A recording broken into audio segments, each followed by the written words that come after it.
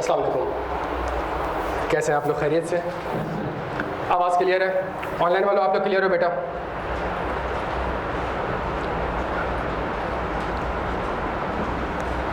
चलें जी, ज़बरदस्त। सॉरी यार, क्लास थोड़ी सी लेट हो गई। वो ऑलरेडी क्लास ही मेरी थोड़ी देर पहले 4:05 4:10 पे ख़त्म हुई थी। आप में से कितने ऐसे हैं जिन्होंने अभी ग्रुप ए के पेपर्स दिया और अब ग्रुप बी के लिए आप लोग आ रहे हो? कितने ऐसे जो ग्रुप बी के पेपर्स दे रहे हैं और रिमेनिंग ग्रुप बी के पेपर्स दे रहे हैं? चलें, ज़बरदस्त। इस सब्जेक्ट का थोड़ा बहुत कुछ आइडिया है आपको? थोड़ा बहुत आइडिया है इस सब्जेक्ट के बारे में? कंपनी लॉ कोई आइडिया है आपको? अच्छा, इसकी हिस्ट्री पता है आपको क्या है? इस सब्जेक्ट की हिस्ट्री ये रही है कि पहले ये बिजनेस लॉ के साथ हुआ करता था, मर्केंटाइल लॉ भी था इसके अंदर। और अच्छा, जिस ज़माने मैंने सीए किया था 2008 में जब मैंने पेपर दिया था, तो उस वक्त कंपनी लॉ का एक अलग सब्जेक्ट हुआ करता था। और जब कंपनी लॉ का अलग सब्जेक्ट हुआ करता था तो उसके बाद उन्होंने हरकत क्या करी कि मर्ज कर दिया बिजनेस लॉ और कंपनी लॉ। उससे एक बहुत बड़ा मसला ये हुआ कि आप जब इंशाल्लाह बड़े होंगे तो कभी फर्म के बाद जब जॉब करने जाएंगे तो एक जॉब आपको नॉर्मली मिल जाती है कंपनी सेक्रेटरी की। और उसका काम क्या होता है? उसका काम ये होता है कि कंपनीज एक्ट की जितनी भी रिक्वायरमेंट्स होती हैं उससे उसको क्या करना होता है? कंप्लाई। मीटिंग टाइम पे हो जाए, डायरेक्टर इतने होने चाहिए, ये नोटिस इतने तारीख को निकल जाना चाहिए। इन्होंने रियलाइज़ करा कि यार ये तो एक वो अच्छा, आपको ऑडिट फर्म्स की हिस्ट्री पता है या चार्टर्ड अकाउंटेंट्स की हिस्ट्री पता है आपको? जब आईकैप एक बॉडी बनी थी, बॉडी कॉर्पोरेट बनी थी, तो उस वक्त ये प्रोफेशन सिर्फ और सिर्फ ऑडिटर्स के लिए था। हमें आइडिया है इस चीज़ का कि भाई जिसने आगे जाके ऑडिट फर्म खोलनी है वो सीए करेगा। और उस वक्त होता भी ये था कि जो चार्टर्ड अकाउंटेंट बनते थे अपनी फर्म खोलते थे, कंसल्टेंसी प्रोवाइड करते थे। बाद में इनको रियलाइज़ हुआ कि यार ये तो हम सीएफओ भी बन सकते हैं, हम तो चीफ एग्जीक्यूटिव ऑफिसर भी बन सकते हैं, हम तो फाइनेंस भी पूरा देख सकते हैं, हम तो ट्रेजरी भी पूरा देख सकते हैं। तो फिर आपके सिलेबस में चीज़ें ऐड होती रहीं, कॉम्प्लेक्स होती रहीं, कुछ कैफ में आई, कुछ सीफएफ में आई, तभी आप एमएफए बैठ कर पढ़ रहे हैं ताकि एज ए इन्वेस्टर आपको पता हो कि यार कितनी इन्वेस्टमेंट करनी चाहिए, कितनी इन्वेस्टमेंट नहीं करनी चाहिए। तो ये चीज़ें इस तरीके से चेंज हुई। मसला क्या आया? मसला ये आया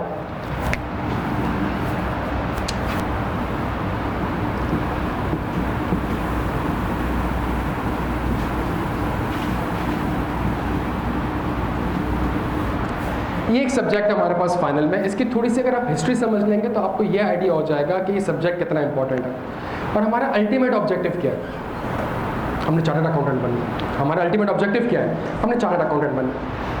सीएफए टू कॉर्पोरेट लॉ का जब पर्चा मैं जिस ज़माने में देता था तो उस ज़माने में होता क्या था? 100 नंबर का पर्चा है, 50-60 नंबर वो आपसे या 70 नंबर आपसे पूछ लेता था, ये पॉइंट्स बता दो मुझे। सही है, सिनेरियो बेस्ड क्वेश्चंस इतने नहीं आ रहे होते थे। तो नॉर्मली उसको याद करना और ठीक ठाक लॉज एंड रेगुलेशंस थी। मतलब अगर मैं बैंक ऑडिट करता हूँ तो उसके ऊपर कंपनीज एक्ट भी अप्लाई होता है, उसके ऊपर बैंकिंग ऑर्डिनेंस भी अप्लाई होता है। सही है, अगर मैं म्यूचुअल फंड्स वगैरह को ऑडिट करता हूँ तो उसके ऊपर कंपनीज एक्ट भी अप्लाई होता है, उसके ऊपर एनबीएफसी रूल्स एंड रेगुलेशन भी अप्लाई होती हैं। पब्लिक के लिए कुछ अलग रूल्स हैं, प्राइवेट कंपनीज के लिए कुछ अलग रूल्स हैं। सारे सीफएफ टू कॉर्पोरेट लॉ क्या हुआ? सीफएफ टू कॉर्पोरेट लॉ हुआ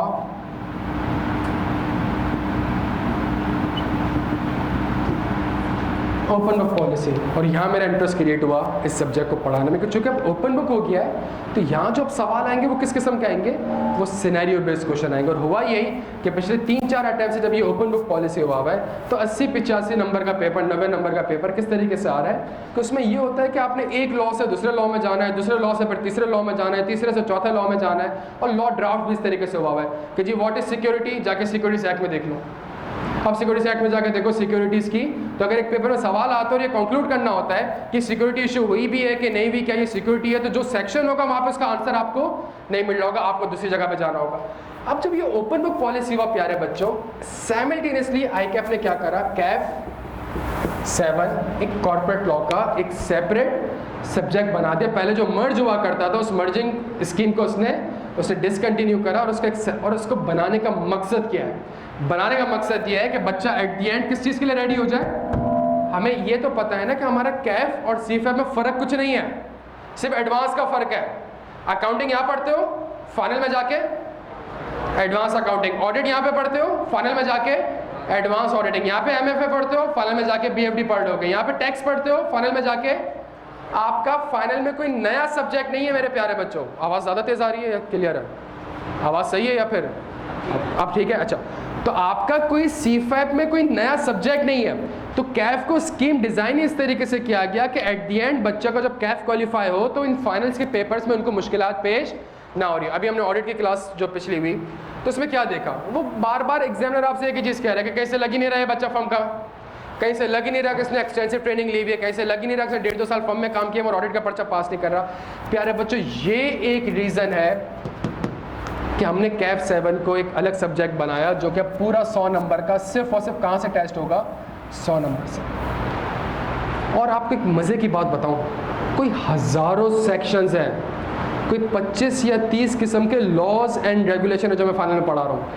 मसला क्या है, यहाँ पे 100 नंबर के लिए सिर्फ और सिर्फ 100 सेक्शंस हैं। ये मेरी बात समझने की कोशिश करेगा। परसेप्शन अगर इस सब्जेक्ट में आपका क्लियर हो जाएगा तो इंशाल्लाह आगे कामयाबी होगी। कितने सेक्शंस हैं? हार्डली 100 सेक्शंस हैं। और फाइनल में कितने हो जाएंगे? हाँ जी, कोई हज़ारों सेक्शन से भी ज़्यादा होंगे। तो अगर देखा जाए तो ये तो कुछ भी नहीं है, लेकिन यहाँ पे आपसे टेस्ट क्या किया, यहाँ पे आपको 100 सेक्शन याद नहीं करवाना चाह रही है। यहाँ पे क्या करवाना चाह रहा है आपसे? 100 सेक्शंस को पढ़ने की तमीज़ सिखाना चाह रहा है और आपको असेस करना चाह रहा है, तभी 100 नंबर का पेपर रखा गया है। नहीं तो अगर यही होता कि फाइनल का इतना बड़ा सिलेबस है तो भाई 500 सेक्शन यहाँ पे होते हैं, 500 सेक्शन यहाँ पे होते हैं। जिस तरह आप अकाउंटिंग देख लें तो आप जो फाइनल में अकाउंटिंग पढ़ेंगे उसका 50% आप ऑलरेडी FR1 FR2 में पढ़ चुके हैं। आप जो फाइनल का एडवांस ऑडिट पढ़ेंगे उसका 50% आप ऑलरेडी कैफ लेवल पे पढ़ चुके हैं। क्या यहाँ तक बात समझ आती है? तो जब ये चीज़ बनी और एक सिंक्रोनाइजेशन करनी थी, एक कंसिस्टेंसी करनी थी, तो एक 100 नंबर का एक पर्चा बनाया और सिर्फ 100 सेक्शंस उसने हार्डली रखे। और उन 100 सेक्शंस का प्यारे बच्चों सिर्फ और सिर्फ पर्पस ये है कि बच्चे को एक तमीज़ सिखा दी जाए। किस चीज़ की तमीज़ सिखा दी जाए? कि यार लॉ को पढ़ना कैसे है, लॉ को देखना कैसे है, लॉ को इंटरप्रेट कैसे करना है, लॉ को ड्राफ्ट कैसे करना है। ये बात आप सुनिएगा। अगर अच्छा, हम सबको पता है ना, हम ऑडिट फर्म में जब काम करते हैं तो आप सारी टोपियाँ पहन के रखते हो। जब मैं ऑडिट करता हूँ किसी कंपनी का तो मैं टैक्स भी देख रहा होता हूँ, तो मेरा टैक्स भी अच्छा होना चाहिए। जब मैं ऑडिट कर रहा होता हूँ तो ऑडिट हमने थोड़ी देर पहले पढ़ा कि फाइनेंशियल स्टेटमेंट IFRS के हिसाब से बने तो IFRS भी अच्छा होना चाहिए।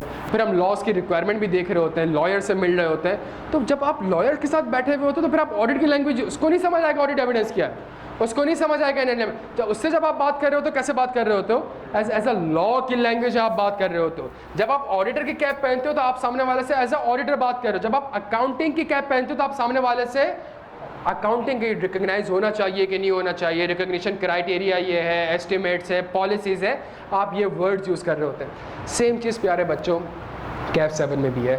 और वो यहाँ पर जो उसने 100 सेक्शन रखे हुए हैं तो उसका कतई ये पर्पस नहीं है कि यार आपको बैठ के क्या कहते हैं, इससे CFAP की तैयारी नहीं होगी। यहाँ 1000 सेक्शन, बट CFAP में आपके पास टाइम बहुत होता है। हर 6 में पहले पेपर कितने साल बाद होंगे? आपके पास साल है यार लॉ पढ़ने के लिए। आपको बहुत बड़ा सब्जेक्ट लग रहा है, आप पूरे 6 महीने में सिर्फ एक सब्जेक्ट उठा ले CFAP के कॉर्पोरेट में, या मिनिमम 2 की रिक्वायरमेंट है, 2 आप छोटा को SPM उठा ले साथ में। तो यहाँ पे जो आपको चेक करना चाह रहा है वो क्या चेक करना चाह रहा है कि बच्चे की बेस में ऐसी बना दूं कि आगे जाके वो 1000 सेक्शन को समझने की एक सलाहियत रखता हो। प्यारे बच्चों, ये परसेप्शन अगर समझ आता है तो हम आगे बढ़ सकते हैं। क्या यहाँ तक बात समझ आती है? कोई सवाल हो तो आप मुझसे पूछ सकते हैं। सॉरी, हाँ, ओपन बुक पॉलिसी का मतलब ये है कि जब आप फाइनल का पर्चा लॉ का देने जाएंगे तो आपको कुछ याद करने की ज़रूरत नहीं है। आप लॉ की किताबें लेके जा सकते हैं पूरी की पूरी। अगर पेपर में कोई सवाल आएगा तो आप किताब खोल के देख सकते हैं। फॉर एग्जाम्पल ऑडिट का पर्चा है, वो भी ओपन बुक है फाइनल में। तो अगर फाइनल का पर्चा आएगा तो जो स्टैंडर्ड्स है, इंटरनेशनल स्टैंडर्ड्स और ऑडिटिंग, उसको आप लेके जा सकते हैं। अकाउंटिंग का जो पर्चा है वो ओपन बुक है। इसका मतलब है अगर IFRS 15 से कोई सवाल आता है तो पेपर में IFRS 15 खोल के उसका ट्रीटमेंट देख सकते हैं और अटेम्प्ट कर सकते हैं। क्या यहाँ तक बात समझ आ रही? जब फाइनल में ओपन बुक है और कैफ में बड़ा ही एक लिमिटेड कोर्स रखा गया, और वो भी ग्रुप B में रखा गया है, ग्रुप A में नहीं रखा। ग्रुप B में क्यों रखा गया? कि बच्चा इतना मेच्योर हो जाए कि यार इन सब्जेक्ट्स को समझ सके, इन सब्जेक्ट को पढ़ सके। क्या यहाँ तक बात समझ आती है हमें? अच्छा, तो ये हमारे पास कैफ 7 में हमारे पास हार्डली कोई 100 सेक्शंस है। इस सब्जेक्ट का फ़ायदा ये है कि ये सब्जेक्ट हमेशा आपके लिए एज अ ट्रम्प कार्ड काम करेगा। क्या मतलब? खुदा ना खास्ता ग्रुप A का कोई पर्चा रुक गया, खुदा ना खास्ता ग्रुप B का जो पर्चा दिया हुआ है वो रुक गया, ये वो सिलेबस है जिसके ऊपर आपको इतनी टेंशन नहीं होगी कि तमीज़ से अगर आपने थोड़ा बहुत पढ़ लिया, क्लासेस अटेंड कर ली, ये पर्चा आप पेपर में देने जा सकते हैं एज़ कम्पेयर टू ऑडिट या एज़ कम्पेयर टू अकाउंटिंग या एज़ कम्पेयर टू MFA, तो वो थोड़े से मुश्किल पर्चे होते हैं। तैयारी करने में भी टाइम लगता है, रिवाइज करने में भी टाइम लगता है और पास होना भी थोड़ा सा मुश्किल है। एक और चीज़ मैं आपको बता दूं इस सब्जेक्ट के बारे में, इस सब्जेक्ट का वही हाल हो रहा है जो कैफेट ऑडिट एंड इंश्योरेंस का हुआ, और जो मैं आगे फोर्सी कर रहा हूं। और मैं क्यों फोर्सी कर रहा हूं? मैं इसलिए फोर्सी कर रहा हूं बिकॉज इस सब्जेक्ट का ये हाल हो चुका है। Less than 5% result, less than जिस अटेम्प्ट में ये ओपन बुक पॉलिसी हुआ उस अटेम्प्ट में बच्चे को पता ही नहीं है कि सवाल आया किस लॉ से। किताब तो खोलना दूर की बात, वो हेडिंग खोलना दूर की बात, बच्चे को ये नहीं समझ आया कि सवाल कौन से लॉ से आया है। और सवाल में बैंकिंग भी लिखा हुआ है। अब वो कंपनीज एक्ट में जाके देखे कि बैंकिंग ऑर्डिनेंस में जाके देखे, अब दोनों जगह जाके देखे, दोनों जगह पे ट्रीटमेंट डिफरेंट है। अब किसकी मानूं, बैंकिंग ऑर्डिनेंस की मानूं या कंपनीज एक्ट की मानूं? यहाँ पे जब चीजें सारी आई, कंपनी की नेचर ऐसी थी कि आपको यही नहीं पता चल पा रहा था कि यार इसके ऊपर कौन से कंपनी के लॉज एंड रेगुलेशन अप्लाई होते। लेस देन 5% रिजल्ट आया। हमने थोड़ी देर पहले ऑडिट को डिस्कस किया, कितना परसेंट रिजल्ट आ रहा था? 55। और क्यों आ रहा था? थ्योरी बेस्ड क्वेश्चन, जो थोड़ी देर पहले हमने डिस्कस किया। सही है, 4 पॉइंट्स लिख दें, 5 पॉइंट्स लिख दें। ये रिजल्ट डाउन होके कहाँ पर आ गया? 14%। और उसने फिर क्या पूछना स्टार्ट करा? Scenario based question. प्यारे बच्चों, ये माइंडसेट कैफ 7 में अब बन चुका है। और ड्राफ्टिंग, आपको थोड़ा बहुत आइडिया होगा कि ड्राफ्टिंग मैटर करती है, किस तरीके से लिखना है, किस तमीज़ से लिखना है। ये चीज़ वो इस कैफ 7 में कर चुका है। 100 सेक्शंस के लिए यार, जब उसको पता है कि बच्चा आराम से पढ़ सकता है, 12 चैप्टर आपके स्टडी टेक्स्ट में दिए हुए, आराम से पढ़ सकता है, वो आपको कहाँ पे टेस्ट करेगा, वो आपको तकलीफ कहाँ पे देगा? वो तकलीफ आपको लॉजिक, लिंकिंग और ड्राफ्टिंग में देगा। और लॉ की भी लॉजिक है, और मैं आज की क्लास में प्रूफ, जैसे ऑडिट में प्रूफ करा थोड़ी देर पहले, सेम मैं आपको प्रूफ करूँगा कहाँ पे? कंपनी लॉ में, कि यार इसके अंदर भी चीज़ें आपस में लिंक्ड हैं, इसको भी ड्राफ्टिंग करने का तरीका है, और इसके अंदर भी जो चीज़ें लिखी हुई आ रही हैं उसके पीछे कोई ना कोई यार एक बंदा लॉ बना रहा है। वो बंदा लॉ बना के सेनेट के पास जाता है, सेनेट को बताता है, सेनेट रिव्यू करती है, फिर वो जाता है पार्लियामेंट के पास, फिर पार्लियामेंट बैठ के उसको अप्रूव करती है, फिर जाता है। ये जो चारों बंदे बैठे हुए हैं, चारों बॉडीज बैठी, ये बेवकूफ़ है कि जो लिख के आया उसने अप्रूव कर दिया? कोई ना कोई पीछे लॉजिक होगी लाजमी। और अगर वो एक बार लॉजिक समझ में आ जाएगी, चीज़ें आपको रिटेन रहेगी, सवाल जब आएगा तो आप बड़े आराम से सवाल पिक कर सकते हो। और मैं आपको आज की क्लास में तीनों चीज़ें इंशाल्लाह प्रूफ करके दिखाऊंगा। क्या यहाँ तक बात समझ आती है? तो एक चीज़ मेरी रिक्वेस्ट है, इस सब्जेक्ट को वैसे ना लीजिएगा जैसे पहले सब्जेक्ट हुआ करता था कि जब वो बिजनेस लॉ का पेपर कंबाइंड आता था तो कंपनी लॉ के ये सेक्शन पढ़ के चले जाओ तो पास हो जाओगे। और अच्छा, उस वक्त भी रिजल्ट 10-15% था। तो इस सब्जेक्ट में प्यारे बच्चे, अगर इस सब्जेक्ट को पढ़ा रहा हूँ तो इसीलिए पढ़ा रहा हूँ ताकि फाइनल की जो हमारी जर्नी है ना, वो थोड़ी सी हमारी स्मूथली गुजर चुका। और अगेन एक बात है यार कि अगर टाइम दे रहे हो, 6 महीने लगा रहे हो, पैसे दे रहे हो, तो एट दी एंड कुछ सीख के जाओ। एटलीस्ट एक लॉ की ज़बान सीख के जाओ। एटलीस्ट ये पता हो कि लॉ की किताब आपसे बात कैसे करती है, इसका क्या मतलब होता है, ये क्यों इस तरीके से ड्राफ्ट हुआ, ये क्यों इस तरीके से ड्राफ्ट। और अगर ये चीज़ें आपके समझ में आएंगी, फिर वो एक लॉ के ऊपर जितने सिनेरियोज आपसे पूछ ले, आप आराम से बैठ के उसका आंसर ड्राफ्ट कर सकेंगे। क्या यहाँ तक बात समझ आती है मेरे बच्चों? अच्छा, कोई सवाल हो यहाँ पे पूछ सकते हैं मुझसे? कोई सवाल यहाँ पे? इसको मिटा दें।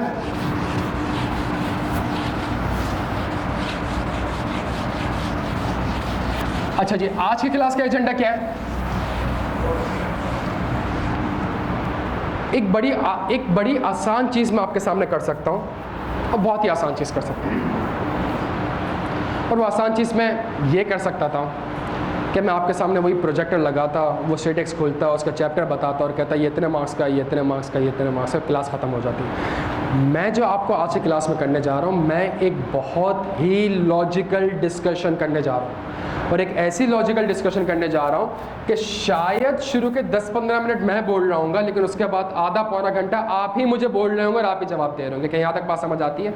और अगर हमने अगले आधा पौना घंटा एक अच्छी स्ट्रक्चर्ड वे में लॉजिकल डिस्कशन कर ली, तो फिर क्लास के एंड में हम बड़े आराम से कंक्लूड कर लेंगे कि यार ये लॉ है क्या, सही है, इसका सिलेबस कितना है, ये क्यों बना है, ये कैसे बना है, और ये जो रिक्वायरमेंट्स हैं, ये रिक्वायरमेंट्स क्यों है। ये सारी चीज़ें हमें आज की क्लास में कंप्लीट ओवरव्यू समझ में आ जाएगा कि यार लॉ का सब्जेक्ट है क्या। जिस तरह अभी थोड़ी देर पहले हमने ऑडिट की क्लास ली, तो ऑडिट क्लास में एक समझ में आ गया यार ऑडिटर का रोल क्या होता है, ऑडिटर की जिम्मेदारी क्या होती है। एग्जैक्टली सेम चीज़ हमें इंशाल्लाह आज की क्लास में समझ आ जाएगी। लेकिन उसके लिए रिक्वेस्ट मेरी आपसे सिर्फ इतनी है कि आपने बैठ के सिर्फ और सिर्फ थोड़ा सा एक्टिव रहना है, थोड़ा सा हाजिर दिमाग रखना है, और जो बातें मैं आपसे इंटरेक्ट करूँ थोड़ा बहुत आपने मेरे साथ सिर्फ इंटरेक्शन करनी है। क्लियर है हम सारे यहाँ तक?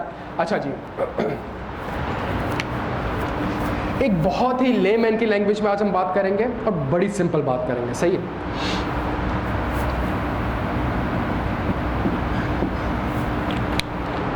ये एक बंदा है, ये एक बंदा है, ठीक है, जैसा भी आप चलाएं गुजारा करें। इस बंदे ने करना क्या? इस बंदे ने एक बिजनेस करना है, और बिजनेस क्यों करना है? उसने पैसा कमाना है, सही है। पहले क्या होता था, पहले एक बंदा अरबों रुपए का बिजनेस कर रहा है, और कंपनी, आपने अपने खानदानों में देखा होगा स्पेशली कि जी पता नहीं क्या क्या बिजनेस कर रहे हैं, लेकिन आप पूछेंगे कंपनी का नाम, तो कंपनी नहीं है भाई, बस हम क्या कर रहे हैं, हम एक बिजनेस कर रहे हैं, सही है। सबसे पहले ही रिक्वायरमेंट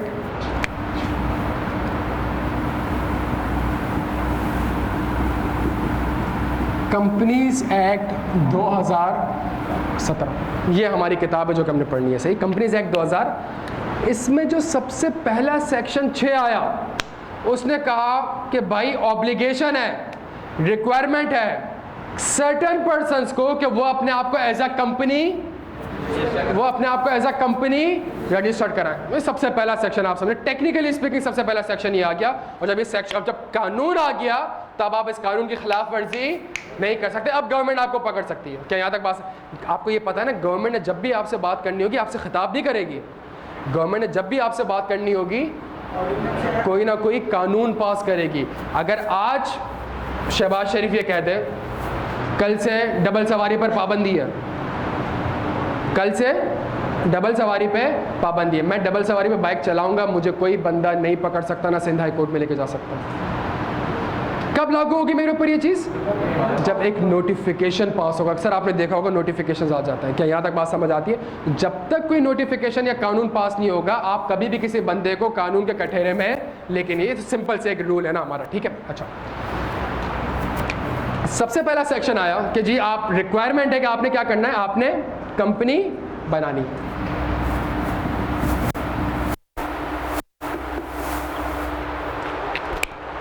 बात यह है, कन्वेंशनली ये बंदा एक बिजनेस कर रहा था, कन्वेंशनली ये बंदा एक बिजनेस कर रहा था। अब इस बंदे को क्या कहा जा रहा है, कंपनी बनाओ। दोनों में फर्क क्या होगा? सिनेरियो 1, अगर ये बंदा खुद बैठ के जो अपना बिजनेस कर रहा है, उसी को like IQ school of finance, हम कंपनी थोड़ी हैं, हमें कंपनी बनना चाहिए नहीं बनना सेक्शन 6 में पढ़ेंगे हम इंशाल्लाह। मैं कंपनी नहीं, IQ school of finance company नहीं है, लेकिन बिजनेस कर रहे हैं। तो अभी हम कैसे बिजनेस कर रहे हैं? अभी हम ऐसे बिजनेस कर रहे हैं। अगर वो रिक्वायरमेंट हमारे ऊपर लागू हो जाती है तो हमें क्या बनानी पड़ेगी? एक कंपनी बना। तो दोनों में फर्क क्या है?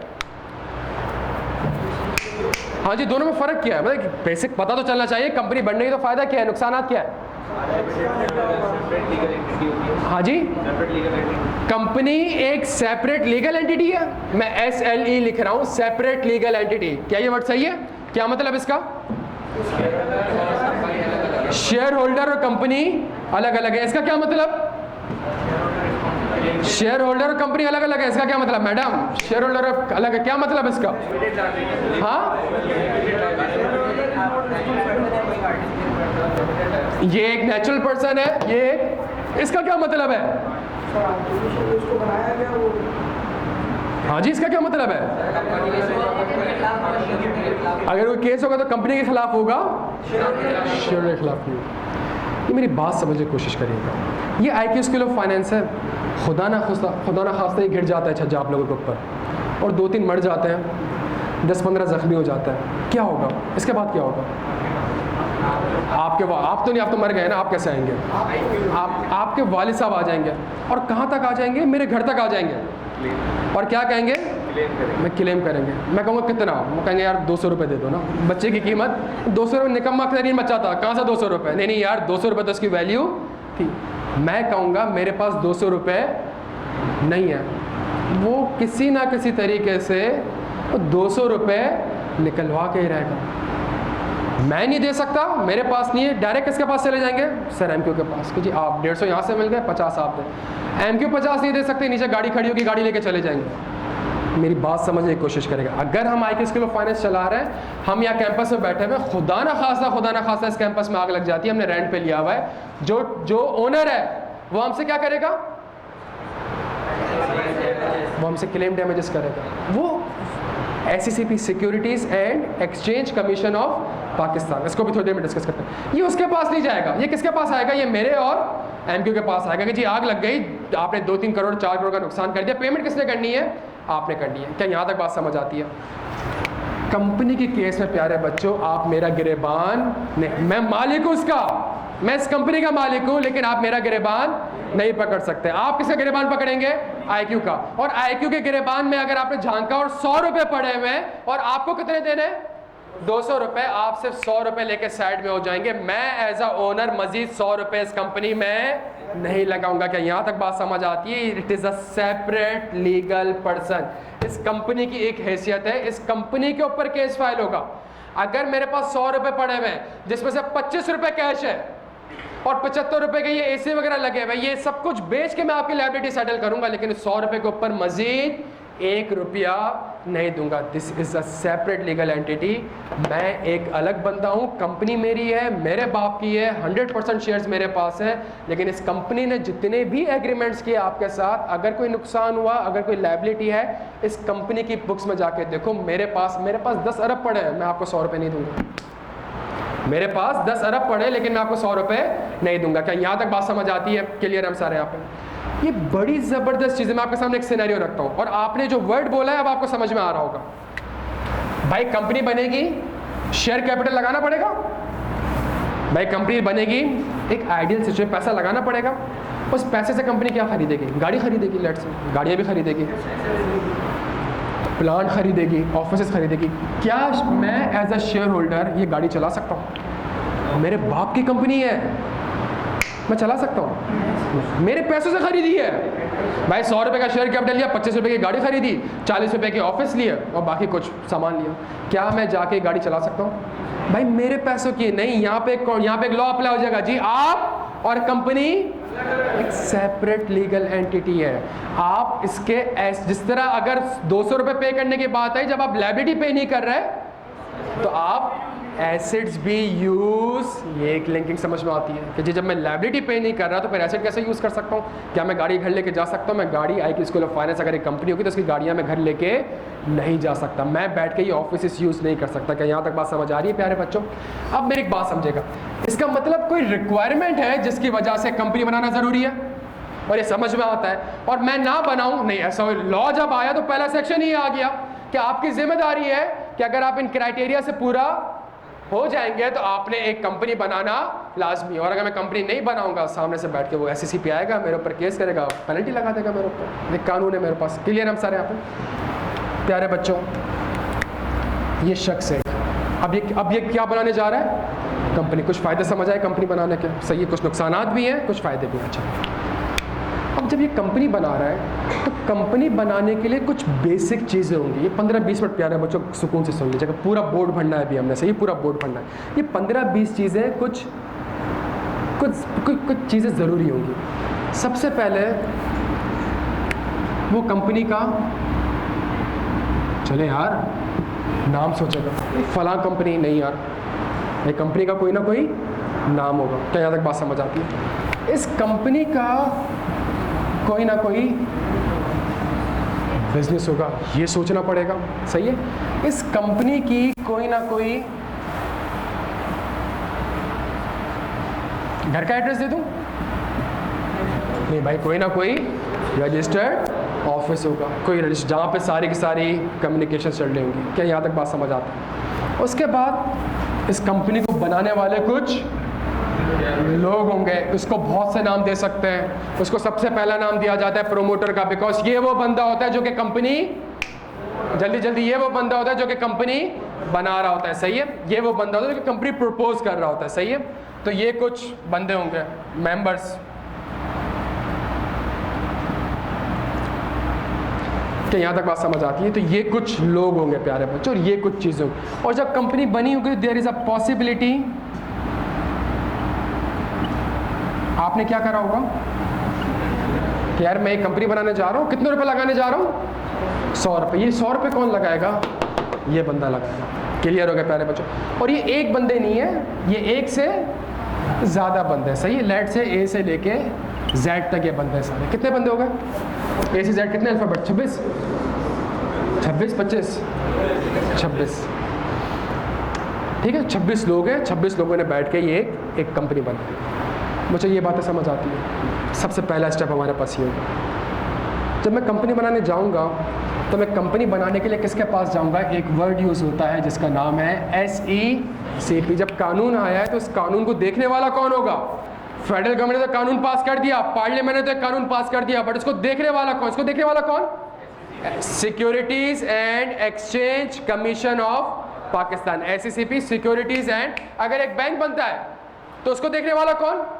जल्दी, state bank of Pakistan, SBP, state bank of Pakistan. तो इसी तरीके से हमारे पास एक बॉडी है जो कि इस पूरे कंपनीज के प्रोसेस को, अगर मैंने कंपनी बनानी तो मैं किसके पास जाऊँ? इमरान खान के पास जाऊँ। अगर मैंने कंपनी बनानी तो मैं शहबाज शरीफ के पास जाऊँ। मैं किसके पास जाऊँगा? इसी ने एक बॉडी बनाई, इसका नाम है securities and exchange commission of Pakistan. Done हो गया मेरे प्यारे बच्चों, ये क्लियर होगा।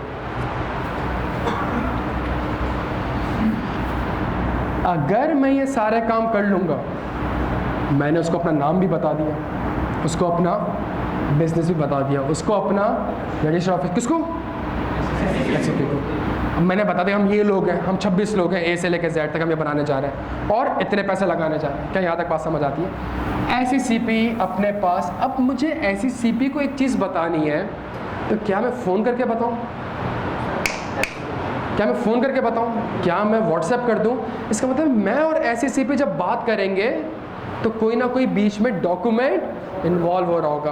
प्यारे बच्चों, इन चीज़ों को कहते हैं memorandum of association, MOA, memorandum of association. मैं सिर्फ थोड़े से वर्ड्स लिख रहा हूँ, समझा कुछ नहीं रहा, सिर्फ वर्ड्स लिख रहा हूँ कि अगर इट मीन्स ये वो डॉक्यूमेंट होगा जिसके अंदर ये 5 फील्ड्स आ रही होंगी, और इन खाली जगह को जब आप पुर कर लेंगे तो किसके पास चले जाएंगे? SECP के पास। SECP अगर उस मेमोरेंडम को एक्सेप्ट कर लेता है तो आपको इस चीज़ की इजाज़त दे देता है। अब आपने एक डॉक्यूमेंट SECP के पास जमा कराया है तो SECP भी तो कोई आपको डॉक्यूमेंट देगी।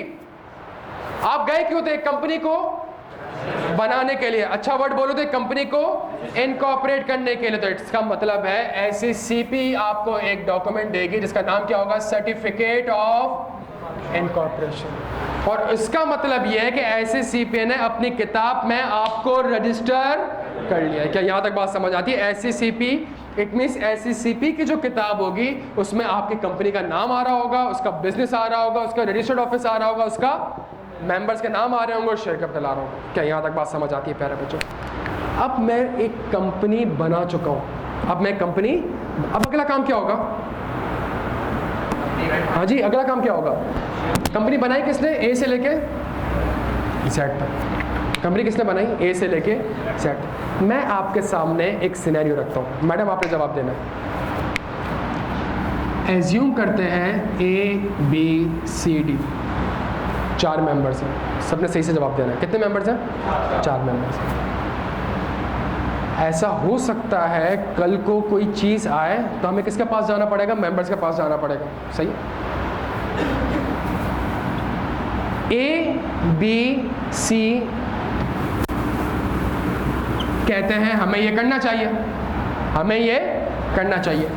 D कहता है हमें ये नहीं करना चाहिए। ऐसा हो सकता है भाई, 4 मेंबर्स हैं तो 4 में से 3 कहेंगे हमें ये करना चाहिए, चौथा कहेगा हमें ये नहीं करना चाहिए। मुझे बताएं क्या होगा? आंसर क्या होगा? यस या नो? यस या नो? भाई यस होगा, मेजॉरिटी कितने हैं? बट व्हाट इफ इसके पास 10% शेयर्स है, इसके पास 10% शेयर्स है, इसके पास 5% है और 75% शेयर्स किसके पास है? प्यारे बच्चा, अब आपका आंसर क्या हो गया? अब आपका आंसर को नहीं भाई, जो डी बोलेगा उसी की चलेगी। क्यों? बिकॉज डी के पास जब पैसा डी ने ज्यादा लगाया है तो राइट्स भी इसके पास। तो प्यारे बच्चों, तो कल को बहस हो सकती है इसके ऊपर। कल को चारों मेंबर आपस में लड़ने बैठ जाए, इसका मतलब ये प्यारे बच्चों कि कुछ कंपनी के अपने रूल्स एंड रेगुलेशन होंगे, कुछ पॉलिसीज होंगी कि आगे जब होगा तो हमने इस तरीके से करना होगा, ये सारा प्रोसेस होगा। प्यारे बच्चों, इन सारे डॉक्यूमेंट्स को कहा जाता है आर्टिकल ऑफ एसोसिएशन, जो कंपनी के अपने अंदरूनी मामलात होते हैं कि फॉर एग्जांपल डायरेक्टर कैसे अपॉइंट होगा, चीफ एग्जीक्यूटिव कैसे अपॉइंट होगा, उन सारे डॉक्यूमेंट्स को क्या कहा जाता है, ये आर्टिकल ऑफ एसोसिएशन कंपनी के इंटरनल। कल को डिस्प्यूट ना है इस तरीके से तो आज ही चारों मेंबर एग्री कर लें कि वोटिंग का तरीक़ेकार ये होगा।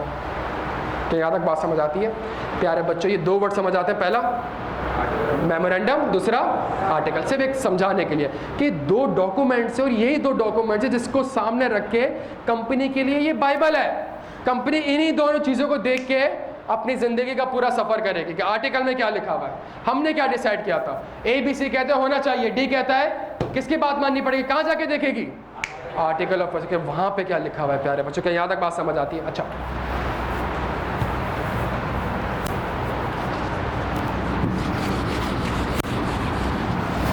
ये मेरी बात थोड़ा समझने की कोशिश करिएगा।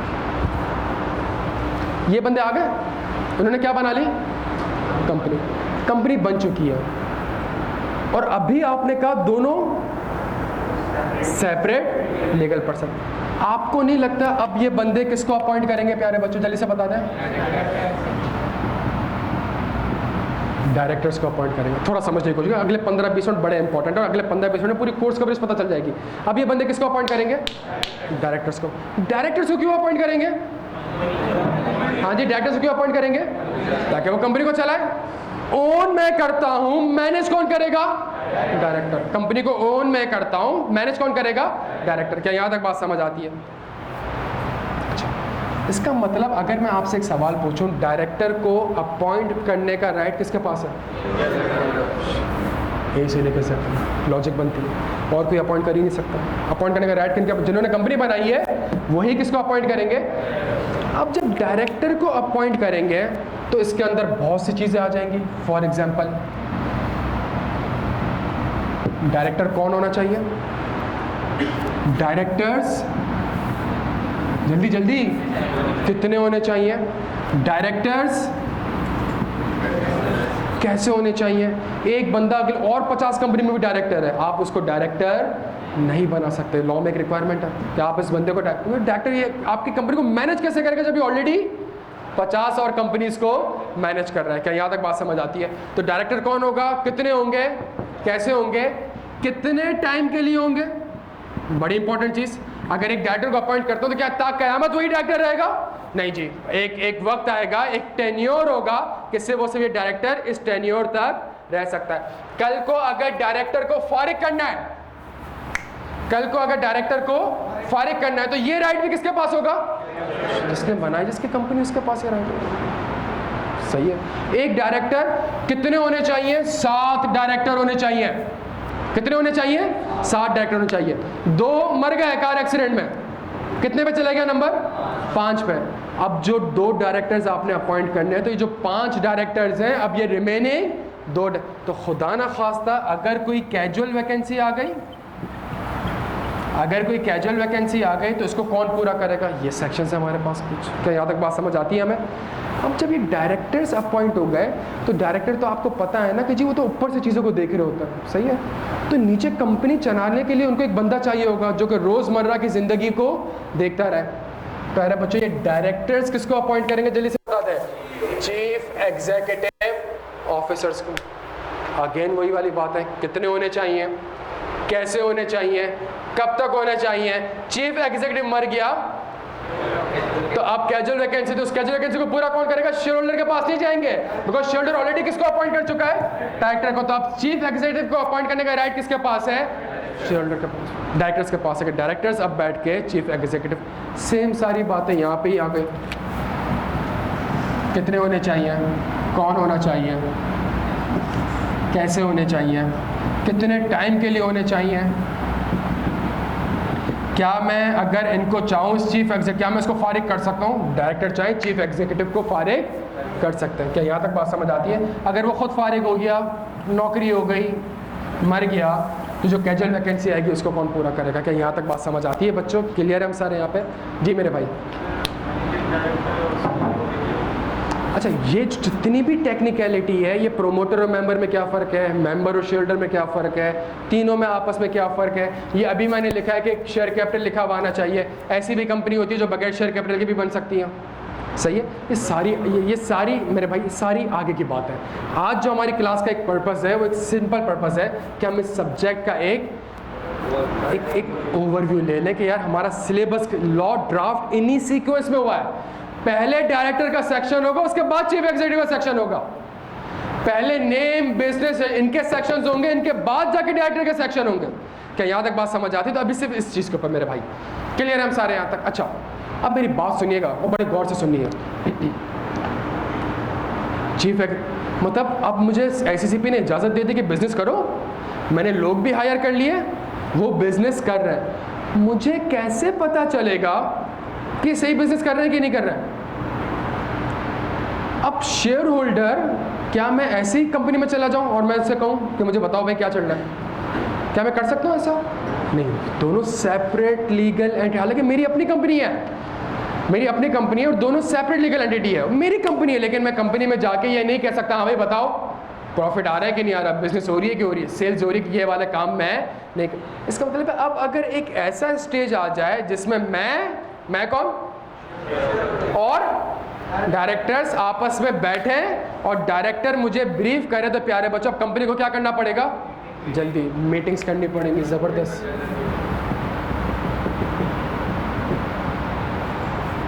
मुझे क्या करनी पड़ेंगी? मीटिंग्स। अगेन वही सवाल, कब होगी, कितनी होंगी? हर हफ्ते मीटिंग करता रहूं तो काम कब करूं? कब मीटिंग्स होंगी, कितनी मीटिंग्स होंगी? जो शेयर होल्डर हैं उनको कैसे बताया जाएगा? कैसे बताया जाएगा? नोटिस के थ्रू। तो जब उनको नोटिस के थ्रू बताया जाएगा तो नोटिस मीटिंग से एक दिन पहले दे दूं? नहीं, एक टाइम पीरियड होगा कि भाई नोटिस आपने कब देना है। इस नोटिस के अंदर क्या क्या चीज़ें लगी हुई होनी चाहिए? ऑडिटेड फाइनेंशियल स्टेटमेंट लगे हुए होने चाहिए। ये सारी चीज़ें प्यारे बच्चों हमारे पास कहाँ पे आ रही होंगी? मीटिंग। कितने किस्म की मीटिंग होती हैं, क्यों होती हैं, कब होती हैं, कब करनी है, कब नहीं करनी, किसको बुलाना है, किसको नहीं बुलाना? बुलाना है तो व्हाट्सएप करना है? नहीं, क्या करना है? नोटिस देना है। नोटिस उसके घर पे देना है। शेड्यूल लगा तो घर होगा, तो जो रजिस्टर ऑफिस ने बताया होगा उसके घर पे देना है। क्या यहाँ तक बात आपको समझ आती है बच्चों? तो हमारी मीटिंग्स वगैरह होंगी। अच्छा, अब जब मीटिंग्स भी हो रही है तो अभी आपने कहा कि सर मीटिंग में नोटिस के साथ एक चीज़ जाती है ऑडिटेड, जिसमें मैं शेयर को बताऊंगा कि देखिए मैंने पूरा साल बिजनेस करा, ये रेवेन्यूज़ है, ये कॉस्ट है, ये एक्सपेंसेस हैं, ये अदर इनकम है, ये प्रॉपर्टी प्लांट इक्विपमेंट है। आपको नहीं लगता प्यारे बच्चों? हाँ जी, बुक्स ऑफ अकाउंट्स लॉ में, कंपनीज एक्ट में लाजमी रिक्वायरमेंट दी हुई होगी कि आपने बुक्स ऑफ अकाउंट्स मेंटेन करना है, आपने कैश रजिस्टर मेंटेन करना है, आपने सेल्स रजिस्टर मेंटेन करना है, आपने क्या बनाना है? आपने फाइनेंशियल स्टेटमेंट्स बनाने, किसके हिसाब से बनाने हैं? IFRS के हिसाब से बनाने। कब कब बनाने हैं? क्वार्टरली फाइनेंशियल स्टेटमेंट बनाने, हर क्वार्टर में बनाने हैं। 2 क्वार्टर हो जाएंगे तो 6 महीने का बनाना है, 3 क्वार्टर हो जाएंगे तो 9 महीने का बनाना है, 4 क्वार्टर हो जाएंगे तो साल के बनाना है। क्या यहाँ तक बात समझ आती है? ये जो फाइनेंशियल स्टेटमेंट आप बनाएंगे ये क्या होने चाहिए? ये ऑडिटेड होने चाहिए। ये क्या होने चाहिए? ये ऑडिटेड होने चाहिए। तो ऑडिटर कौन होगा, कैसा होगा, वो सारी बातें यहाँ पे लिखी हुई। क्या यहाँ तक बात प्यारे बच्चों समझ आती है? क्लियर है? अच्छा, ये सारे बुक्स ऑफ अकाउंट्स के सेक्शन, बट जाहिर सी बात है पूरा साल उस शेयर कैपिटल मैंने लगाया, मैं क्या एक्सपेक्ट कर रहा हूँ बच्चों? मैं क्या एक्सपेक्ट कर रहा हूँ? मैं डिविडेंड एक्सपेक्ट कर रहा हूँ कि मुझे कंपनी कोई ना कोई तो डिविडेंड देने का तरीक़ेकार क्या होगा? मैं लॉस में बैठा हुआ हूँ, क्या मैं डिविडेंड दे सकता हूँ? मैंने 100 रुपये कमाए तो क्या मैं 150 रुपये का डिविडेंड दे सकता हूँ? डिविडेंड दूंगा तो कब दूंगा, कब नहीं दूंगा?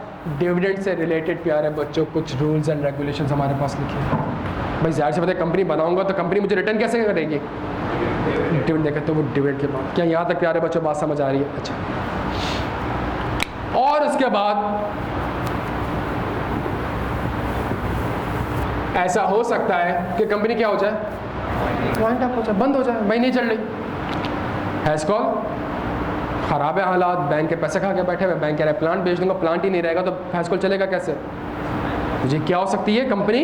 तो भाई जो बनाने से लेके वाइंडिंग अप, कंपनी बंद होने तक के ये जितनी भी रूल्स एंड रेगुलेशन है प्यारे बच्चों, ये सारी की सारी काम मेंशन है कि वाइंडिंग अप में, कि भाई कैसे वाइंडिंग अप हो सकती है।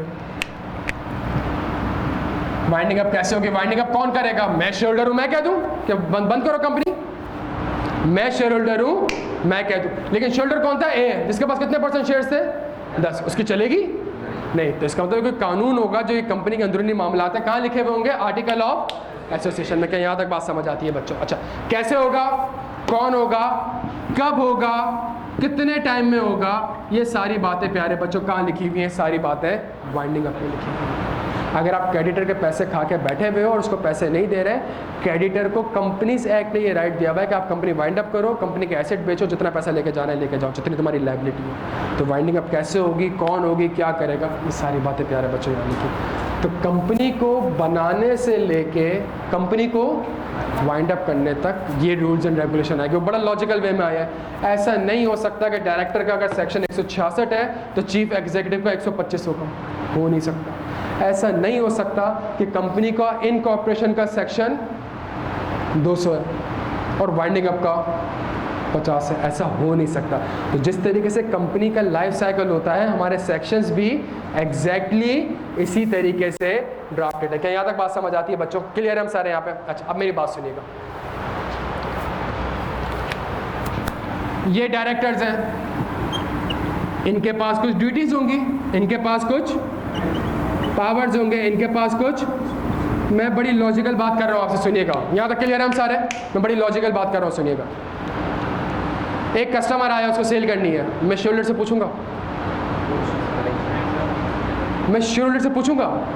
मैं सारे शेयर होल्डर को इकट्ठा करूं, 21 दिन पहले नोटिस दूं, उनको बुलाऊं, तब तक कस्टमर ही भाग जाए। सही है?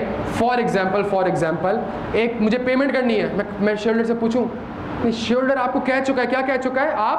आप मैनेज करें। क्या यहाँ तक बात समझ आती है? हमारे यहाँ पे लॉ में जो सबसे बड़ा मसला है, वो मसला है क्या? सुनिएगा, लॉ का सबसे बड़ा मसला ये है, कहीं पे लिखा हुआ है बोर्ड के अप्रूवल से काम चला जाएगा, कहीं पे लिखा हुआ है शेयर होल्डर की अप्रूवल से काम चल जाएगा। सही है? किसी जगह पे लिखा हुआ है कि भाई शेयर होल्डर की अप्रूवल जब तक नहीं होगी तब तक आप ये चेंज नहीं कर सकते। ये बातें समझ आती है? नेम, बिजनेस, प्यारे बच्चों, एक ईमानदारी से, क्या डायरेक्टर के पास इख्तियारात होंगे कि कंपनी का नाम चेंज कर दे? सिंपल सी बात, क्या डायरेक्टर के पास इख्तियारात होंगे कि वो कंपनी का नाम चेंज कर दे? नहीं। अगर वो कंपनी का नाम चेंज करने जाएगा तो किसके पास जाएगा? और जब शेयर होल्डर के पास जा रहा होगा तो उसको क्या कॉल करनी पड़ेगी? एक मीटिंग। और मीटिंग से पहले क्या देना पड़ेगा? एक नोटिस देना पड़ेगा। चीज़ें इस तरीके से आप, मतलब सेक्शन क्या हो रहा है? नाम चेंज करना है, लेकिन आंसर कंक्लूड कहाँ पे जाके हो रहा होगा? मीटिंग पे जाकर कंक्लूड हो रहा होगा। क्या यहाँ तक बात समझ आ रही है? इस तरीके से चीज़ें हमारे पास है। इसका मतलब है ये वो बंदे थे जिन्होंने ये 5 चीज़ें डिसाइड करी थी। जब भी इसमें कोई चेंज होगा हमेशा इन्हीं लोगों के पास जाना पड़ेगा। डायरेक्टर के पास इख्तियारात नहीं है। पावर एंड ड्यूटीज में यहाँ पे उसके इख्तियारात को रिस्ट्रिक्ट कर देता है और यहाँ पे कहता है कि जब भी आपने कंपनी का नाम चेंज करना है तो नाम चेंज करने के लिए आपको किसकी अप्रूवल लेनी पड़ेगी? शेयर होल्डर्स की अप्रूवल लेनी पड़ेगी। क्या यहाँ तक बात समझ आती है? अब आपको क्या लग रहा है? नेम। अब इस नेम के ऊपर कोई 10 सेक्शन है, ये क्या है? नेम। तो इस नेम के ऊपर कोई 10 सेक्शंस हैं। कुछ नाम ऐसे हैं जो कि आप रख ही नहीं सकते। आप ISI का नाम, आपने नाम ही ऐसा रख दिया, सप्लायर आपको यूँ पेमेंट कर रहा है, सप्लायर को आपने पेमेंट करनी है, हाँ, ऐसे नाम मालूम कंपनी, ये नाम आप नहीं, आप समझ आपका काम है ट्रक चलाना, सही है, और आपने कंपनी के नाम में बैंक लिखा हुआ है। क्या SCCP ऐसी कंपनी आपको बनाने देगा प्यारे बच्चों? SCCP कभी आप, इसका मतलब है नाम के ऊपर 10,000 सेक्शन है। क्या मतलब कि भाई नाम ये वाले नहीं हो सकते, सही है? हाँ, तो आपका बिजनेस क्या है, नाम उसके साथ अलाइंड होना चाहिए, लेकिन ज़रूरी नहीं कि जो बिजनेस हो वही नाम हो। क्या मतलब इसका? कहाँ से जिलेट का नाम सुन के आपको ये लगता है कि रेजर है? कहाँ जिलेट का नाम सुन के आपको, जिलेट को रेजर का नाम तो नहीं है, वो तो उसने कंपनी का एक नाम। कहाँ P&G, एप्पल सेब का बिजनेस करती है? नहीं। एप्पल सेब का बिजनेस करती है। सैमसंग एक बंदे का नाम है, सैमसंग एक बंदे का नाम है। कहाँ से ये लगता है कि सैमसंग क्या कहता है मोबाइल? तो इसका मतलब है कि अगर फॉर एग्जांपल अगर मैं फर्टिलाइजर का काम कर रहा हूँ, सही है, तो फर्टिलाइजर का काम कर रहा हूँ, तो ये थोड़ी हो सकता है यार कि फर्टिलाइजर 1, फर्टिलाइजर 2, फर्टिलाइजर 3, तो मैं अपने नाम को इस तरीके से चेंज कर सकता हूँ। तो कुछ नाम ऐसे हुए हैं जिसको मैं इमरान खान के नाम से कंपनी नहीं बना सकता। अबे कंपनी बनाने के लिए मुझे SCCP के पास जाना है और मैं अपनी कंपनी का नाम SCCP रख लूँ। आप तो यहाँ पे कुछ सेक्शंस हैं जो कि आपको प्रोहिबिट करते हैं कि आप ये नाम नहीं रख सकते। यहाँ बात समझ आती है बच्चों। फिर आगे कुछ और सेक्शंस आ जाते हैं कि आपने, अब आप सोचें, मैं आपको एग्जांपल देता हूँ। आपने अक्सर देखा होगा कोरोना पैंट्स, कोरोना पैंट्स एक कंपनी है और वो जगह जगह पर उन्होंने पेंटिंग करी हुई है। अब आप बताओ, उसने नाम तो बेचारे ने 10 साल पहले कोरोना पैंट्स रख लिया, आज कोई करवाएगा उससे? आज कोई भी बंदा उससे पेंटिंग करवाएगा? क्यों नहीं करवाएगा? अबे नाम इतना मनूस है। हाँ, तो पेंटिंग तो अब अगर उस बंदे ने अपना नाम चेंज करना है और डायरेक्टर बिल्कुल सही चाह रहे हैं नाम चेंज करेंगे, नहीं तो हमारे पास बिजनेस, आपके पास इख्तियारात नहीं, आपको किसके पास जाना पड़ेगा? यही वो लोग थे जिन्होंने 5 चीज़ें डिसाइड। इसका पूरा प्रोसेस क्या होगा कि ये सारी चीज़ कि यहाँ तक बात आपके समझ आती है, तो आगे जाके ऐसा हो सकता है आपको नाम चेंज करना पड़ जाए। MCB stands for, MCB stands for नहीं, आपको पता है ये कब का नाम चेंज कर चुके हैं? उन्होंने जब बाहर जाना था, आपको पता है ना बैंकों की ब्रांचेस होती हैं, तो ये अपने आप को मुस्लिम कमर्शियल बैंक नहीं बोलता है। वो कहते हैं जब नाम में ही मुस्लिम होगा तो बाहर वाले कहाँ में हमारे पास पैसा रखवाएंगे। जब ये 9/11 के बाद जब हालात ख़राब हुए थे और MCB ने बाहर जाकर ब्रांचेस खोलनी थी, उन्होंने अपने नाम से मुस्लिम का वर्ड हटा दिया। तो ये जो हरकतें करने जा रही है डायरेक्टर खुद से नहीं कर सकता, ये किसको करवानी पड़ेगी? एक ज़माने में आपने सुना होगा कराची स्टॉक एक्सचेंज, अब नहीं है, अब क्या है? Pakistan stock exchange. तो ये जो नाम चेंज हुआ ये तभी चेंज होगा जब शेयर होल्डर की अप्रूवल होगी प्यारे बच्चों। और अप्रूवल जब होगी तो डायरेक्टर पहले प्रपोज करेगा, पहले डायरेक्टर एग्री करेंगे, फिर ये चीज़ें किसके पास जाएंगी? शेयर होल्डर के पास। कैसे जाएंगी प्यारे बच्चों, कैसे जाएंगी? जल्दी से बता दें। नोटिस के थ्रू जाएंगी। नोटिस के थ्रू जाएंगे तो कैसे पता चलेगा कि भाई नाम चेंज करना है कि नहीं करना? तो पोलिंग होगी, पोलिंग होगी तो पोलिंग का तरीका क्या होगा? 4 में से 3 कहते हैं नाम चेंज कर दो, क्या मान लिया जाएगा? नहीं, आपका इंटरनल मामला क्या है? शेयर होल्डर के बेसिस पे होगा कि मेंबर्स के बेसिस पे होगा? ये सारे आर्टिकल ऑफ एसोसिएशन में लिखा है कि यहाँ तक बात समझ आती है। अच्छा, अब मैं आपको थोड़ा सा एक चीज़ समझाने की कोशिश कर रहा हूँ। अब जब ये कंप्लीट आपको एक चीज़ समझ में आई है तो आपको अंदाज़ा हो रहा होगा कि जब सवाल कंपनी लॉ का आता है तो आपको अपेरेंटली लग रहा होता है कि आंसर यहाँ से है, लेकिन प्यारे बच्चों आंसर यहाँ से नहीं होता, आंसर डिफरेंट जगह से भी होते हैं। नोटिस भी आ गई, मीटिंग्स भी आ गई, डायरेक्टर्स भी आ गए, अच्छा कॉम्प्रहेंसिव आंसर। ये क्या कहलाता था? Memorandum of association. मेरी बात सुनिएगा, इन 5 जगह पे है तो ये 5 सेक्शन, लेकिन अभी 50 हो गए। 50 समझ में आया कैसे हो गए? ये नाम नहीं रख सकते, ये नाम रख सकते हो, ये नाम चेंज कर सकते हो, ये नाम चेंज नहीं। जब नाम चेंज करोगे तो इसके पास जाना होगा, इसके पास, आप समझ रहे? 10 सेक्शन, सेम चीज़ इसके ऊपर, सेम चीज़ इसके ऊपर, रजिस्टर्ड ऑफिस। अच्छा, तो इन 5 के ऊपर सेक्शंस हैं। किस चीज़ के सेक्शंस हैं? जल्दी बता दें,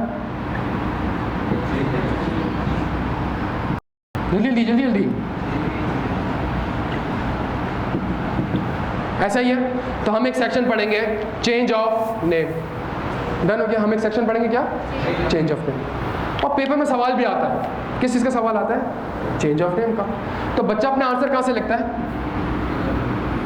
चेंज ऑफ नेम से। लेकिन एक और सेक्शन है जो कहता है अगर आप मेमोरेंडम ऑफ एसोसिएशन को चेंज करेंगे तो आपने इन रिक्वायरमेंट से कंप्लाई करना पड़ेगा। और नाम कहाँ लिखा हुआ आता है? Memorandum of. तो इसका मतलब है सिर्फ चेंज ऑफ नेम का सेक्शन अप्लाई नहीं हो जाएगा, मेमोरेंडम को चेंज करने का सेक्शन भी अप्लाई हो जाएगा। बच्चा यहाँ पे स्किप कर देता है। और क्यों स्किप करता है? बिकॉज उसको कभी भी लॉ का एक कंप्लीट स्ट्रक्चर ही नहीं पता होता क्या है? एक पेज पढ़ा, अगला पेज पढ़ा, तीसरा। 2 सेक्शन आपस में लिंक्ड है, 2 सेक्शन से 4 और सेक्शन लिंक्ड हो पा रहे हैं, तो वो आपको प्रोसेस पता है। जब प्रोसेस ही नहीं पता, अभी मैं आपके सामने पूछूं चेंज ऑफ नेम का सवाल आता है तो आप कहेंगे सर मेरा पहला आंसर कहाँ से होगा? चेंज ऑफ नेम से। दूसरा आंसर कहाँ से होगा? और यहाँ पे चेंज करना होगा तो किसकी अप्रूवल लेनी पड़ेगी? शेयर होल्डर की। जब अप्रूवल लेनी पड़ेगी तो क्या कॉल करनी पड़ेगी? मीटिंग कॉल करनी पड़ेगी। जब मीटिंग कॉल करनी पड़ेगी तो उनको क्या देना पड़ेगा?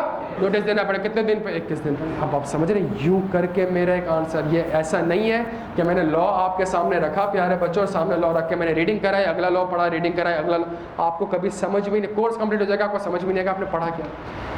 ये चीज़ समझ आती है मेरे प्यारे बच्चे, कंपनी का बनने से लेके कंपनी के ख़त्म होने तक का एक पूरा जो सफ़र होगा उसके अंदर 1000 चीज़ें आ रही होंगी, वो 1000 चीज़ें आपके लॉ का पार्ट है। क्लियर हो गया हम सारे यहाँ पे? और लॉ चेंज होता रहता है। जिस ज़माने में हम लॉ पढ़ते थे उस ज़माने में वीडियो कॉन्फ्रेंसिंग का कॉन्सेप्ट नहीं होता था कि अगर शेयर होल्डर चाहे तो वीडियो कॉन्फ्रेंसिंग। जब कोविड आया तो लॉ चेंज हुआ कि भाई अब तो ये एक तरफ कानून कह रहा है बाहर नहीं निकलना, और दूसरी तरफ कानून कह रहा है कि जाओ कंपनी की एजीएम अटेंड करो, मैं किसकी बात मानूं? कानून को यहाँ पे अमेंड करने की जरूरत पड़ेगी जी। अगर आप चाहें तो वीडियो कॉन्फ्रेंसिंग से भी वो मीटिंग अटेंड कर सकता है, उसकी पूरी रेगुलेशन से समझ आ रही है। तो लॉ इस तरीके से बनता है, इस तरीके से चेंज होता है। यहाँ तक हम सारे क्लियर है। मैं 5 मिनट आपसे रिक्वेस्ट करूँगा, इसको एक बार नोट कर लें बच्चों।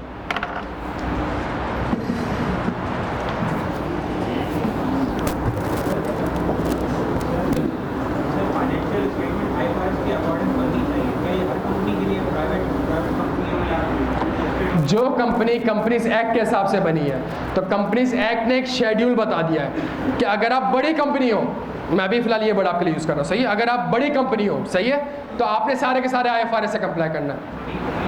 मैं वही कह रहा हूँ, अभी मैं दरमियाना, अभी आपको मैं लेमन की लैंग्वेज यूज़ कर रहा हूँ। बड़ी कंपनी हो जिसमें रेवेन्यू इतना हो, टर्नओवर इतना हो, लिस्टेड हो, पब्लिक इंटरेस्ट हो, तो आपने सारे के सारे IFRS से कंप्लाई कर। अगर आप एक छोटी कंपनी हो तो आप सारे के सारे IFRS से कंप्लाई ना करो। IFRS for SMEs, small and medium size entity, आपको वो रिक्वायरमेंट है। इस तरीके से हमारी रिक्वायरमेंट आती है। तो डिपेंड करता है कंपनी कौन है, कैसी है, बड़ी है, दरमियानी है, छोटी है, आगे जाके देखेंगे।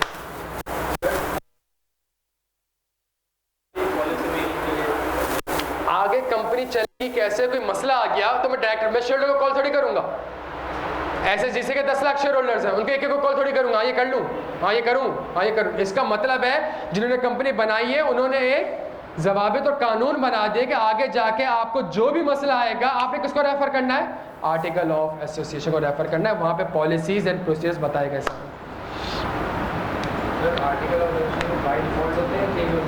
बाय डिफॉल्ट भी हो सकते हैं, बाय चेंज हो सकते हैं। SCCPA ने कंपनीज एक्ट में आपको आर्टिकल ऑफ एसोसिएशन का सारा फॉर्मेट दिया हुआ है, और जो फॉर्मेट उसने सुनिएगा, यहाँ से लेके यहाँ तक ये क्या है? डायरेक्टर से लेके यहाँ तक, जल्दी बता दें क्या है?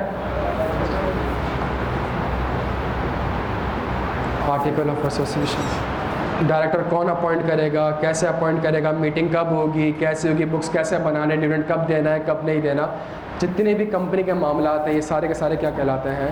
Article of association.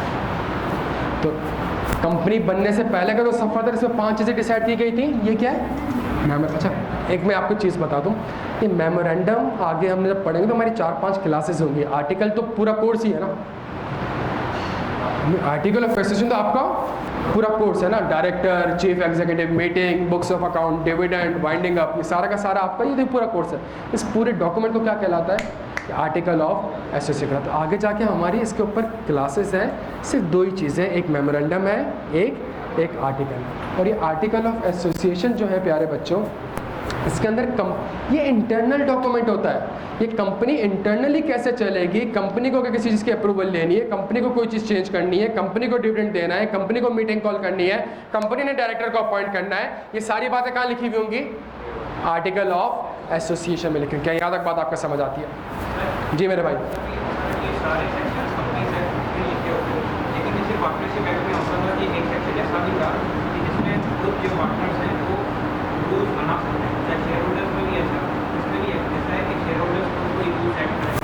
आप बिल्कुल रूल्स बना सकते हो, लेकिन वो रूल्स कंपनीज एक्ट से कॉन्फ्लिक्ट नहीं कर सकते। ये भी गलत वर्ड है। कंपनीज एक्ट से कॉन्फ्लिक्ट कर सकते हैं, पॉजिटिव वे में कर सकते हैं, नेगेटिव वे में नहीं कर सकते। मैं आपको ये भी समझाता हूँ। कितने डायरेक्टर होने चाहिए? कंपनीज एक्ट कहता है 7। बड़ी कंपनी है तो कितने डायरेक्टर होने चाहिए? 7। क्या आर्टिकल ऑफ एसोसिएशन में कह सकता हूँ कि मिनिमम डायरेक्टर 10 होने चाहिए? मैं कह सकता हूँ।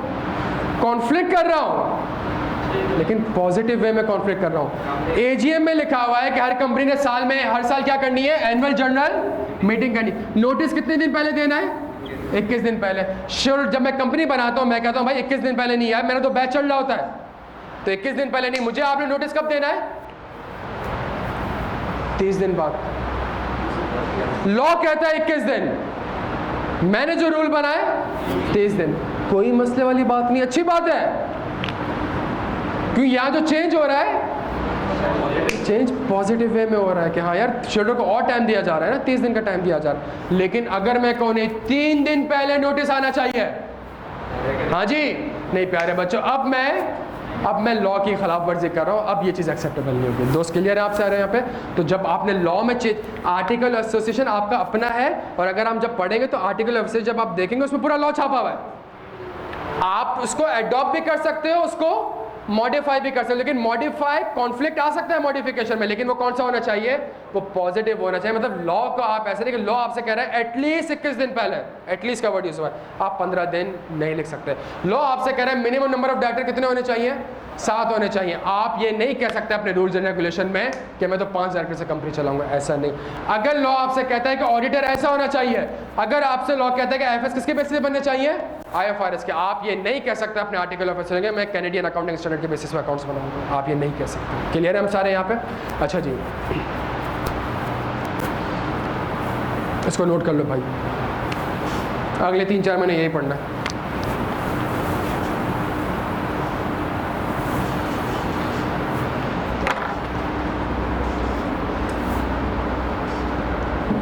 ऑनलाइन वाला आप लोग क्लियर हो बेटा?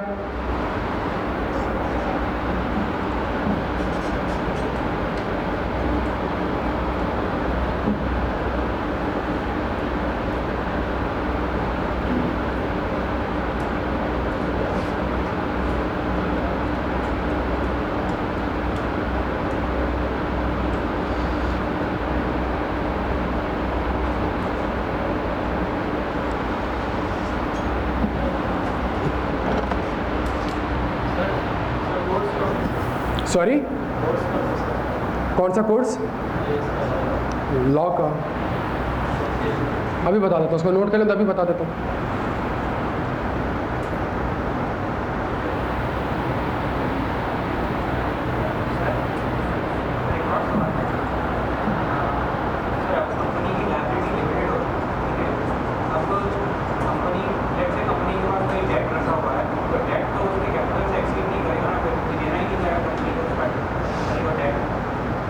ये क्या बात की?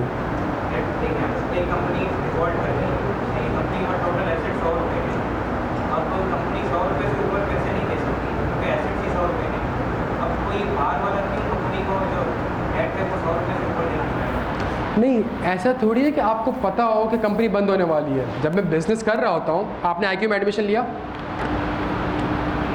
अब लोग है ना, चलो अच्छा, तो लोग है तो क्या इतना अगर मगर सोचा कि कल को IQ बंद हो गया तो मेरे बैच का क्या होगा, कल को कि टीचर पढ़ाएगा नहीं पढ़ाएगा, मर गया, कोर्स कैसे कंप्लीट हो गया, ये सोचा। हैस्कॉल नाम सुना है? हैस्कॉल का नाम सुना है ना यार? पेट्रोल भराते हो गए यार, सही है। बैंकों ने इसको 50 अरब का लोन दिया है।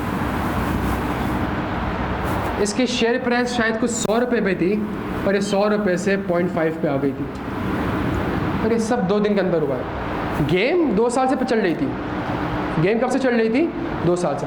तो जब तो क्या ये बैंक बेवकूफ़ था कि हैस्कॉल को लोन दे रहा था? नहीं, इसको थोड़ी पता था कि हैस्कॉल आगे जाके बैंक करप्ट हो जाएगी, बंद हो जाएगी। इसने एक फ्रॉड किया और बड़े ज़बरदस्त तरीके से फ्रॉड किया, 3-4 बंदों को मिलाया, वो बात की कहानी है। लेकिन जब बैंक ने हैस्कॉल को लोन दिया था प्यारे बच्चों, तो हैस्कॉल के टोटल जो लायबिलिटीज़ आ रही थी, कितने की आ रही थी? 50 अरब की। एसेट्स कितने के आ रहे थे? 30 अरब के। हैस्कॉल को बनाने वाला जो मिस्टर एच था, क्या ये 20 बिलियन के लिए लायबल है? फिलहाल अभी तक के लिए मैं कहूँ कि ये लायबल नहीं है। तो ये बैंक क्या करेगा? बैंक इस एसेट को क्या कर देगा?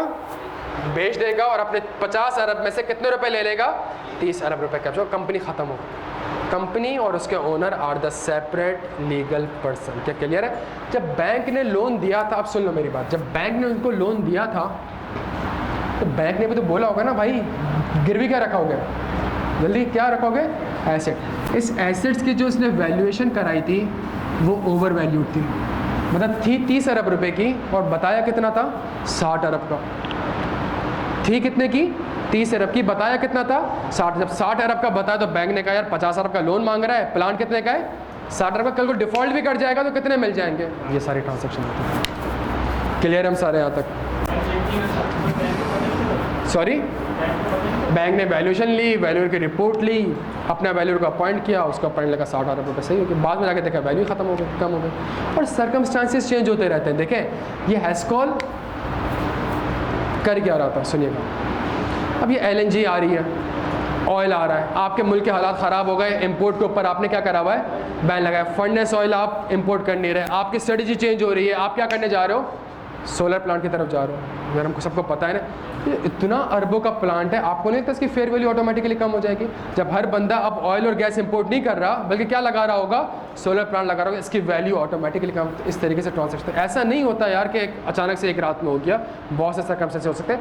मैं आपको एक और एग्जाम्पल देता हूँ। बिल्कुल सही कंपनी, बिल्कुल सही लोन, सब सही था, ऐसे लेवरेज सब सही, आग लग गई, प्लांट में आग लग गई, पूरी कंपनी में आग लग गई, इंश्योरेंस थी नहीं, अब तो आपकी लायबिलिटी गई। एसेट था 100 रुपये का, लायबिलिटी थी 60 रुपये की, एसेट 0 का हो गया इम्पेयरमेंट के बाद। तब जो आपको पैसे पे करने, जितना कंपनी बचा वो आप पे करना, तो ऐसा भी हो सकता है। डन हो गया भाई, यहाँ तक नोट कर लिया सबने? बच्चों ये एक आखिरी चीज़ देख ले,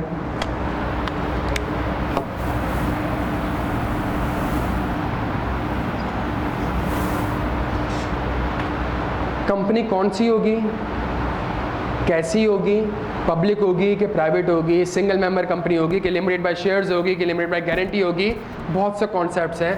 क्या बिजनेस होगा, क्या नाम होना चाहिए, रजिस्टर ऑफिस क्या होना चाहिए। प्यारे बच्चों इस पूरे एरिया की वेटेज 15 से 20 मार्क्स। इस एरिया की वेटेज कंपनी को इनकॉर्पोरेट करवाना, ये 5 चीज़ें ज़रूरी है, इसकी कितनी वेटेज है, 15 से 20 मार्क्स।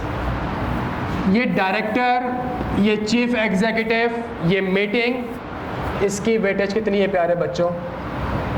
तब पेपर में 30 नंबर का सवाल डायरेक्टर, चीफ एग्जीक्यूटिव और मीटिंग्स हो, कौन होना चाहिए, कितने होने चाहिए, कैसे होने चाहिए, क्या होना चाहिए, सारी बातें लिखी हुई हैं। क्या यहाँ तक बात समझ आती है बच्चों, क्लियर है? ये जो books of account and dividend है, इसकी वेटेज 15 से 20 मार्क्स। और ये हमारे सिलेबस का सबसे आसान एरिया, चिल्लर से 10-15 सेक्शन है और कितनी वेटेज, 20। और ये जो आपके पास वाइंडिंग अप है प्यारे बच्चों, इसकी वेटेज कितनी है।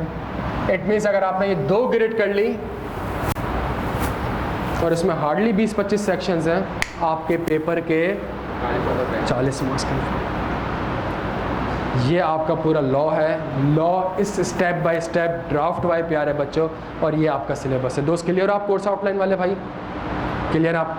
तो कोर्स प्रोजेक्टर भी बता सकता था, अब लॉजिकली समझ में आ रहा है। कंपनी को इनकॉर्पोरेट करना है, नाम से रिलेटेड कुछ 10 सेक्शन, रजिस्टर ऑफिस क्या होना चाहिए, कैसा होना चाहिए, शेयर कैपिटल, ये 15 से 20 मार्क्स।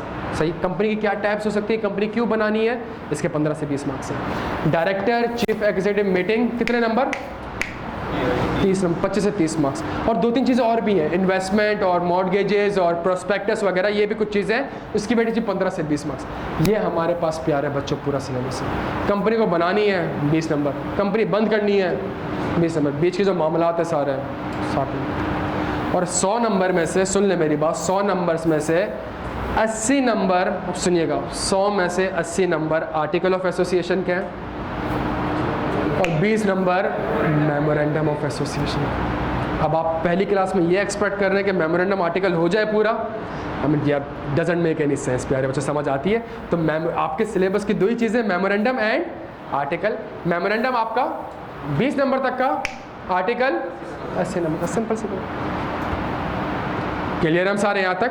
अच्छा, तो ऐसा नहीं जब हम सीओ पढ़ रहे होंगे तो हम आर्टिकल, हम इनडायरेक्टली वे में आर्टिकल ऑफ एसोसिएशन पढ़ रहे होंगे, लेकिन आर्टिकल ऑफ एसोसिएशन यहाँ पे खत्म हो चुका है कि आर्टिकल एसोसिएशन में क्या आना चाहिए, कल को चेंज करना है तो किसकी अप्रूवल लेनी है, कैसे लेनी है, बस खत्म। आगे सेक्शन होगी डायरेक्टर चीफ से मीटिंग के लिए, टेक्निकली क्या है ये तो कंपनी के मामला है, कहाँ पे लिखे हुए होंगे? आर्टिकल ऑफ एसोसिएशन में। क्या यहाँ तक मेरे प्यारे बच्चों बात समझ में आती है? क्लियर है हम सारे यहाँ तक? कोई सवाल हो तो आप मुझसे पूछ सकते हैं। जी मेरे भाई।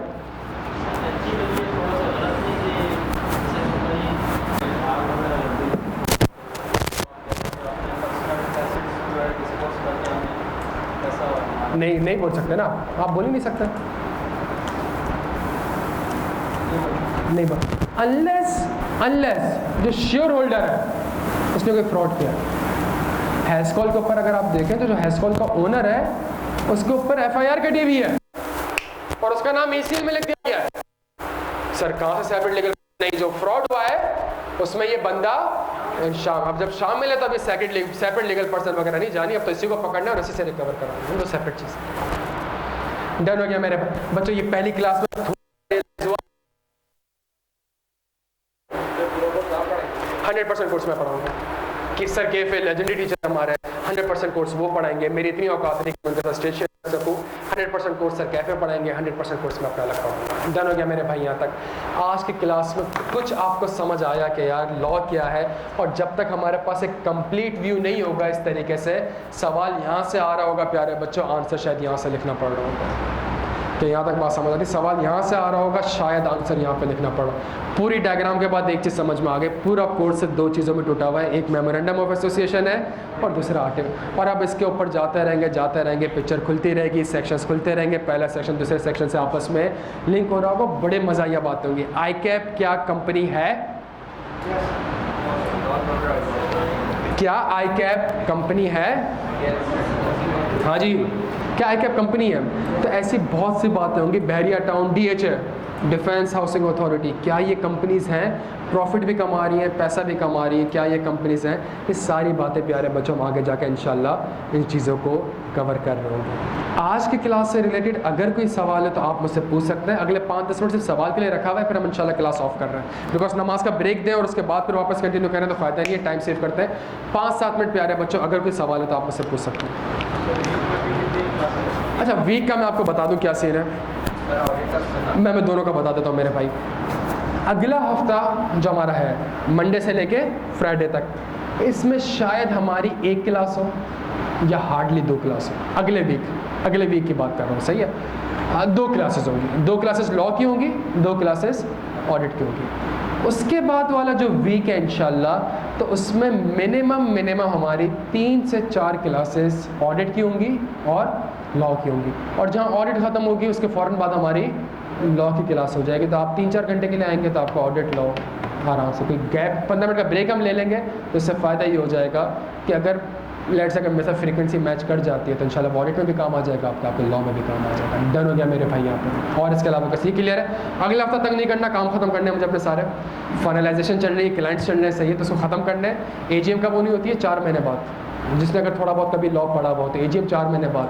तो सितंबर तक तो अकाउंट्स फाइनल करने होते हैं ना, सितंबर आने वाला है, तो मेरे बहुत से लिस्टेड क्लाइंट्स हैं जिसकी एजीएम अभी होने वाली है, मुझे उसके अकाउंट्स फाइनलाइज करने हैं। तो बस ये अगला हफ्ता मुझे दे दो, जिसके अंदर हमारी हार्डली शायद 2 क्लासेस लॉ की होंगी, 2 क्लासेस ऑडिट होंगी। उसके बाद जो अगला हफ्ता होगा वो फिर एटलीस्ट 3 से 4 क्लासेस ऑडिट की, उसके साथ फ़ौरन ऐसा नहीं होगा मैं एक दिन आप ऑडिट के लिए बुलाऊँ, अगले दिन लॉ के लिए बुलाऊँ। अगर मैं ऑडिट के लिए बुला रहा हूँ उसी के 15 मिनट बाद आपकी लॉ की क्लास हो जाएगी, सही। और 1-1.5 घंटा ऑडिट पढ़ेंगे, 1-1.5 घंटा लॉ पढ़ेंगे। डन हो गया मेरे प्यारे बच्चों? और कोई सवाल? डन हो गया, चले। थैंक यू सो मच, अपना बेहद ख्याल रखिएगा, अल्लाह हाफ़िज़।